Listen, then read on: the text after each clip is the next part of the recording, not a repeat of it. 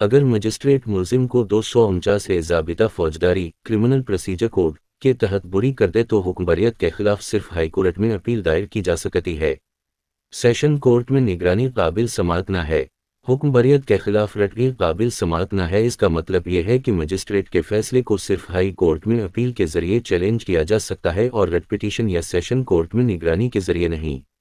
ये उसूल इस बात को यकीनी बनाता है कि मजिस्ट्रेट के फैसले के खिलाफ अपील के लिए एक मुनासिब और मुतय्यन फोरम मौजूद हो, जो हाई कोर्ट है। अगर मजिस्ट्रेट मुलजिम को 249 ज़ाबिता फौजदारी क्रिमिनल प्रोसीजर कोड के तहत बुरी कर दे तो हुक्म बरियत के खिलाफ सिर्फ हाई कोर्ट में अपील दायर की जा सकती है। सेशन कोर्ट में निगरानी काबिल समाअत न है। हुक्म बरियत के खिलाफ रटगी काबिल समाअत न है, इसका मतलब यह है कि मजिस्ट्रेट के फैसले को सिर्फ हाई कोर्ट में अपील के जरिए चैलेंज किया जा सकता है और रट पिटीशन या सेशन कोर्ट में निगरानी के जरिए नहीं।